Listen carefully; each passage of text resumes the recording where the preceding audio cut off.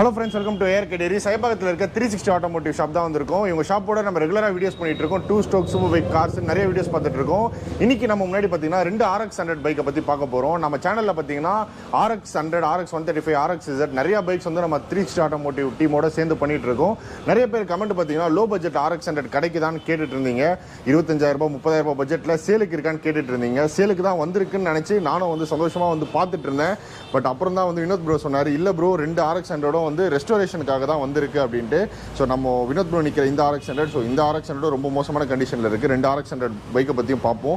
Bro நான் இந்த பைக்கை பற்றி கேட்கும்போது ஒரு 4 வருஷம் முன்னாடி நம்மக்கிட்ட தான் ரெஸ்டோர் ஃபுல்லாக வந்து கம்ப்ளீட்டாக பெயிண்டிங்கு ஃபுல்லாக ரெஸ்டோர் ஆச்சுன்னு சொல்லியிருந்தீங்க. பட் இப்போ வந்து பெயிண்டிங் ரெஸ்டோரேஷன் பட்ஜெட் கேட்கறதுக்கு முன்னாடி 4 வருஷம் முன்னாடி வந்து என்னென்ன பண்ணீங்க? அப்போ எவ்வளோ பட்ஜெட் ப்ரோ ஆச்சு? அப்பான பட்ஜெட் ஒரு 70,000 வரைக்கும் ஆச்சுங்க. ஓகே. அப்போ வந்து வண்டி கம்ப்ளீட் ரெஸ்டோரேஷன் தான் அப்பயும். இப்போ இன்றைக்கி இருக்கிற ரேட் காஸ்ட்டுக்கும் அப்போ இருக்கிறதுக்கும் கொஞ்சம் வித்தியாசம் இருந்தது. இப்போ இண்டிகேட்டர்ஸ் ரேட்லாம் வந்து 350 ரூபா 400 ரூபான்னு போயிடுச்சு. அப்போ நாங்கள் வாங்குறப்ப 250 ரூபா அந்த ரேஞ்சு தான் இருந்தது. ஃபுல் வண்டி ரெஸ்டோர் தான் போனோம். இந்த வண்டி கம்ப்ளீட்டாக ரெஸ்டோர் பண்ணோம். டோட்டல் வண்டி ரெஸ்டோரேஷன். அதாவது 2019 அந்த டைம் 19 பண்ணோம். Okay bro. ஸோ இதோட ஃபஸ்ட்டு ஸ்டிக்கரிங் சொல்லுங்கள். ஏன்னா நான் RX100 இந்த மாதிரி ஸ்டிக்கரிங் இது நிறைய பேர் எனக்கு சொன்னாங்க, ஜாப்பனீஸ் ஸ்டிக்கர்ஸ்ன்னு சொன்னாங்க. எங்களுக்கும் அதை பற்றி பெருசாக ஐடியா இல்லை. பட் ஆனால் இந்த ஸ்டிக்கர் அடித்த பிறகு தான் நிறைய பேர் சொன்னாங்க ஜாப்பனீஸ் ஸ்டிக்கர்.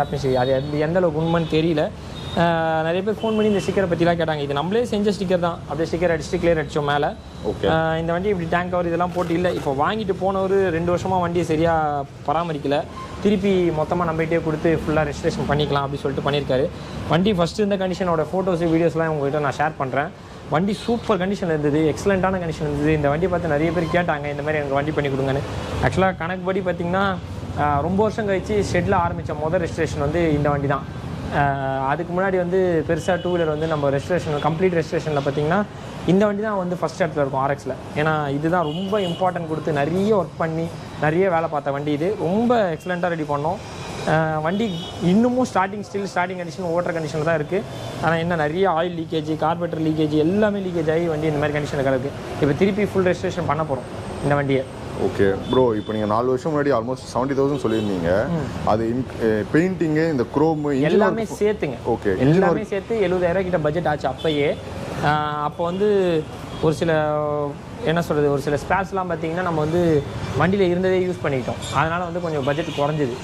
ஓகே. மற்றபடி வண்டியில் எல்லாமே ஓரளவு front tyre to back tyre வரைக்கும் full bumper to bumper full registration. Okay bro. ஆனால் இப்போ நம்ம வண்டி பார்க்கும்போது பார்த்தீங்கன்னா ஃபுல்லாக ரெஸ்ட் ஆகிட்டு ஆமாம் ரொம்ப நாள் ஓட்டாத மாதிரி இருக்கு. ஆமாம், அதை பாருங்கள், ஸ்பீடாமீட்டர் கேபிள்லாம் கலந்து கிடக்குது, பிரேக் கேபிள்லாம் ஃபுல்லாக கண்டோம், ஃபோக்ஸு ரிம்மு எல்லாம். அது பாருங்கள் சாரி கார்டு, இந்த சாரி கார்டெலாம் பலன்னு கொடுத்தோம். பட்டர்ஃப்ளை பம்பரு, பின்னாடி டைல் லைட்டு, மட்கார்டு. இது பாருங்கள் மட்கார்டு எப்படி உடச்சி வச்சுருக்காங்க பாருங்கள். இதெல்லாம் மட்கார்டெலாம் உடச்சி வச்சுருக்காங்க. எல்லாமே தெளிவாக ரிட்டர்ன் ரெஸ்டோர் பண்ண சொல்லியிருக்காங்க. ரெஸ்டோர் பண்ணிடலாம் இந்த வண்டி. வினோத் ப்ரோ, இப்போ இந்த மாதிரி RX100, RX135 Z-லாம் வருது, ஃபுல் ரெஸ்டோரேஷன் பண்ணோம் அப்படின்னா எவ்வளோ டைம் பீரியட் ப்ரோ ஆகும்? டைம் பீரியட் பார்த்தீங்கன்னா ஆல்மோஸ்ட் ஒரு மாதம். ஏன் எல்லாருமே நிறைய பேர் கேட்குறது என்னென்னா ஒரு மாதம் அப்படின்னு கேட்குறாங்க.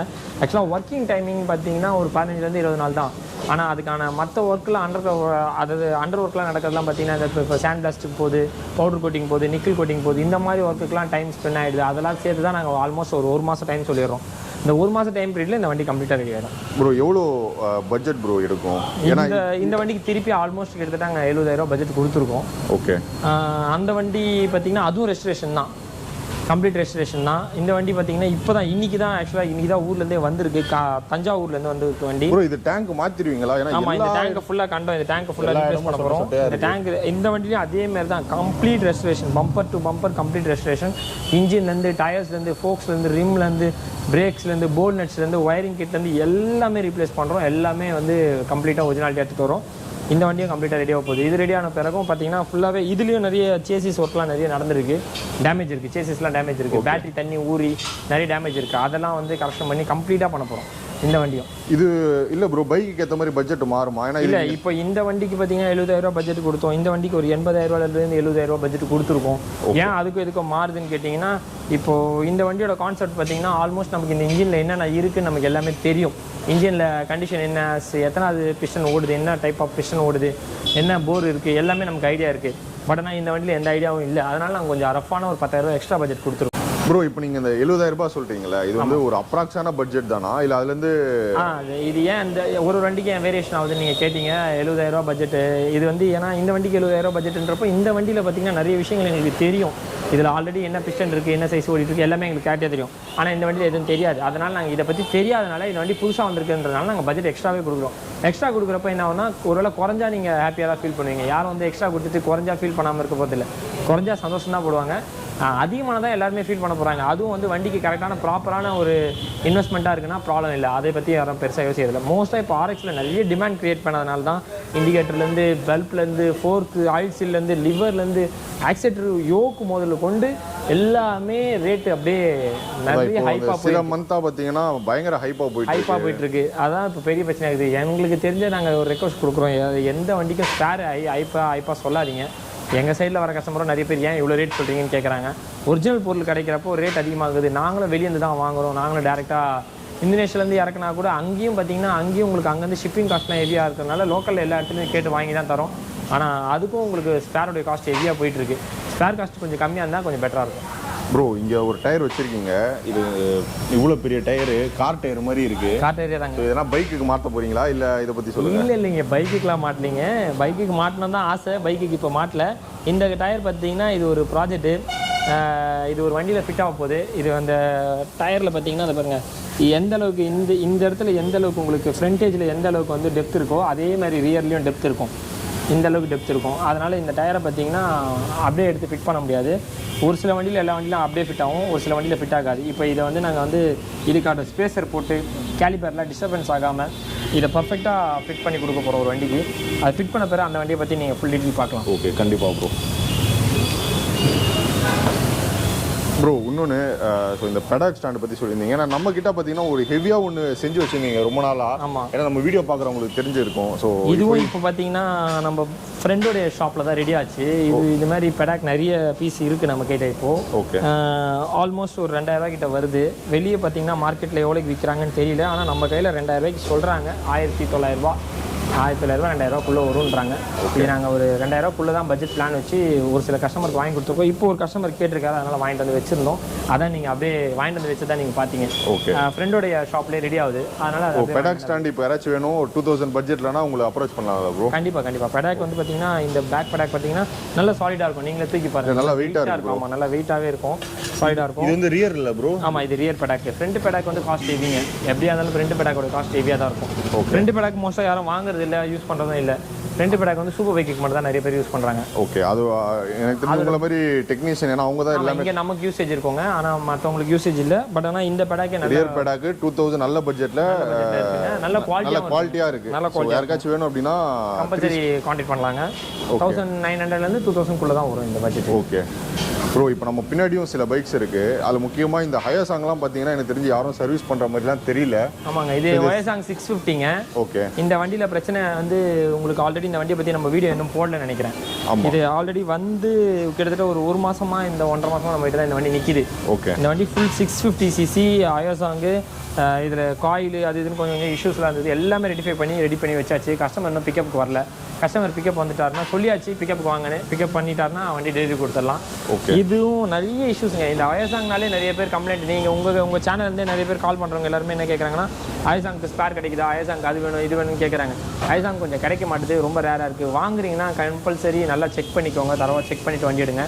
இக்னேஷன் காயில் கம்ப்ளைண்ட்லாம் வந்துன்னா ஸ்பேரே கிடைக்க மாட்டுது, ரொம்ப கஷ்டமாக இருக்குது. ப்ரோ இப்போது ஸ்பேர் ஒன்று கிடைக்கல, மெயின்டெனன்ஸ் சர்வீஸ் காஸ்ட்லாம் அதில் அதுக்கு மெயின்டெனன்ஸ் சர்வீஸ் காஸ்ட்லாம் நார்மல் தாங்க. ஆனால் ஸ்பேர் கிடைக்கலன்றதா பெரிய பிரச்சனையாக இருக்குது. ஓகே, இப்போது பெனிலியும் YAMAHAயும் நீங்கள் ஒரே மாதிரி பார்க்கலாம். கணக்குப்படி பார்த்தீங்கன்னா இதுக்கு ஸ்பேர் கிடைக்கிது, இதுக்கு ஸ்பேர் கிடைக்கல. ஓகே, அவ்வளோதான் வித்தியாசங்க. இதுக்கு பார்த்தீங்கன்னா ஸ்பேர் கிடைக்குதுன்னா இதுக்கு ஜென்ரலாக ரொட்டீனாக போயிட்டுருக்குன்றனால ஸ்பேர் கிடைக்கிது. இது கம்பெனியும் இங்கே க்ளோஸ்டுன்றனால இங்கே கிடைக்க மாட்டுது. மற்றபடி பார்த்தீங்கன்னா இந்த வண்டி கிட்டத்தட்ட ஒரே மாதிரி தான். மெயின்டெனன்ஸும் சரி, எல்லாமே சரி கிட்டத்தட்ட. ப்ரோ இந்த இப்போ YAMAHA 250 650லாம் மார்க்கெட்டில் கிடைச்சா வாங்கலாமா? வாங்கலாங்க. அதான் நீங்கள் ஒரு நல்ல ஒரு டெக்னீஷியனாக வச்சு செக் பண்ணிவிட்டு அதுக்கப்புறமா வாங்கலாங்க. ப்ரோ பட்ஜெட் எவ்வளோ போகுது? ஏன்னா மார்க்கெட்லேயே இல்லாத ஒரு வண்டி எவ்வளோ ப்ரோ ரீசேல் வேல்யூ இருக்குது? ஏன்னா நிறைய பேர் பார்த்தீங்கன்னா சில பேர் வண்டி ஒன்றுமே இல்லை ஸ்கிராப் எடுத்து தான் போகும், அந்த மாதிரியும் சில பேர் சொல்கிறாங்க. அதாங்க போயிட்டு இருக்கு இப்போ. நிறைய பேர் அதாங்க சொல்கிறாங்க. நிறைய பேர் வந்து ஒரு 250cc பார்த்தீங்கன்னா ஸ்கிராப் கண்டிஷன் தான் கொடுத்து அனுப்பிடுறாங்க. 40,000 30,000 20,000 அப்படி தள்ளி விட்றாங்க. போனால் போதுன்ற மாதிரி தள்ளி விட்றாங்க. ஏன்னா ஸ்பேர் கிடைக்கல, நல்ல டெக்னீஷியன் கிடைக்கல, எல்லாமே இந்த வண்டிக்கு ப்ராப்ளமாக இருக்குது. அதனால் வந்து நிறைய பட்ஜெட் வந்து நம்ம பட்ஜெட் ஈஸியாக தாங்க கிடைக்குது. மோஸ்ட்டாக நல்ல ரன்னிங் கண்டிஷனில் இந்த மாதிரி ஒரு ரன்னிங் கண்டிஷனில் இருக்கிற வண்டியாக இருந்தால் ஒரு தாராளமாக ஒரு ₹1 ₹1.5 தாராளமாக எடுக்கலாங்க. ஓகே ப்ரோ, நம்ம அந்த பெனலி பார்த்துருவோமா? டாப் ரேக்கும் ஃபுட் ரெஸ்ட்டும் ரெடியாக? ஆமாங்க, அது அந்த வண்டியை பார்த்துடலாங்க.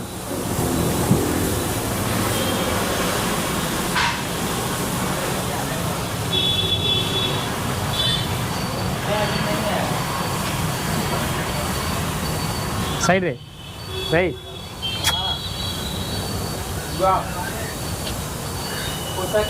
சொல்லுங்க ப்ரோ. ஸோ இந்த பெனலி நம்ம யூடியூப் ஷார்ட்ஸ் போட்டிருந்தோம், கமெண்ட்ஸும் வந்துட்டு இருக்கு. என்னென்ன ஒர்க்காக வந்திருக்கு, என்ன வண்டி இப்போது புதுசாக எடுத்திருக்காரு கஸ்டமரு. நம்ம சேனலில் பார்த்துட்டு தான் வந்தார் நம்மகிட்டையும். இந்த வண்டி பார்த்தீங்கன்னா front folk oil seal replacement பண்ணுறோம், ஃபுல் ஜென்ரல் சர்வீஸ் பண்ணுறோம் வண்டியை. வண்டியில் எக்ஸ்ட்ராவாக மினி டிரைவ் லைட்ஸ் செட் பண்ணுறோம். அது இல்லாமல் பார்த்தீங்கன்னா பின்னாடி டாப் ரேக் செட் பண்ணுறோம். அதுதான் இது இப்போ ஹைலைட்டு. இப்போ இந்த டாப் ரேக் பார்த்தீங்கன்னா மோஸ்ட்டாக பெண்டிக்கு நீங்கள் போய் கேட்டிங்கன்னா எங்கேயுமே டாப் ரேக் கிடைக்காது. இப்போ டாப் ரேக் வந்து நம்ம செய்கிறோம், ஒன்றா மேனுஃபேக்சரிங்கே பண்ணுறோம். இப்போ ஆரம்பிச்சிருக்கோம். இதை பென்லி டாப் ரேக்கை செட் பண்ணிவிட்டு ஃபுட் ரெஸ்ட் கேட்குறாங்க.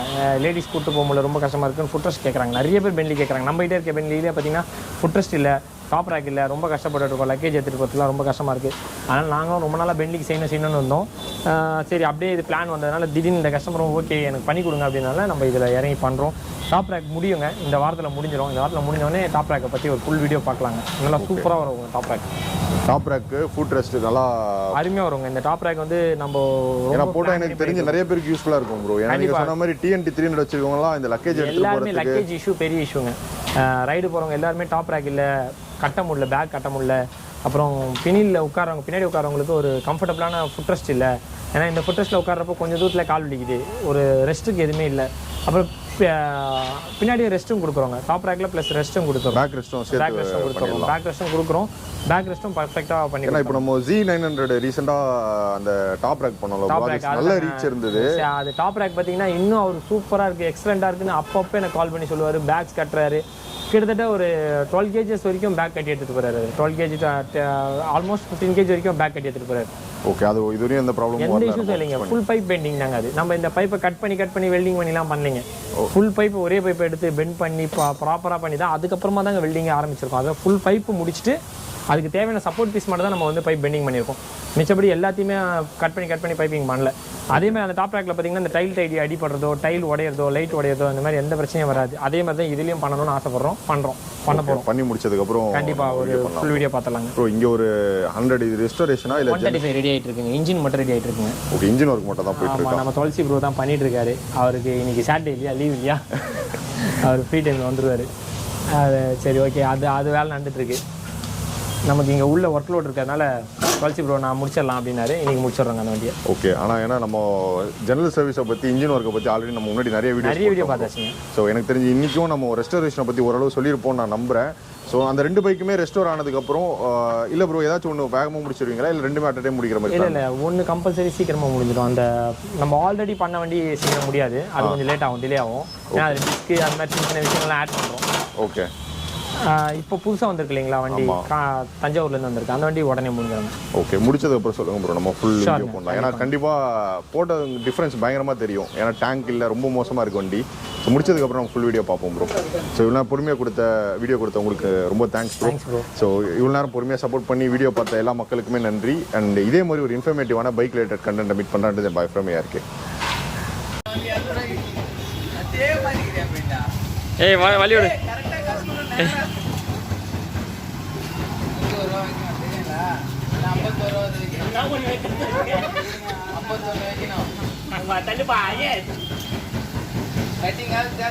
ஏய் கைகள் தண்ணி ஊத்து, நான் ஜெகில டக்கன் ஓடியா. வயசுல மூத்த கைக்கு ஏஞ்சி வைக்கலையா? ஏஞ்சி வைக்கலையா? ஏஞ்சி வைக்கல. ஏஞ்சி ஏன் வைக்கல? எல்லா கத்தியும் தண்ணி ஊத்துங்க.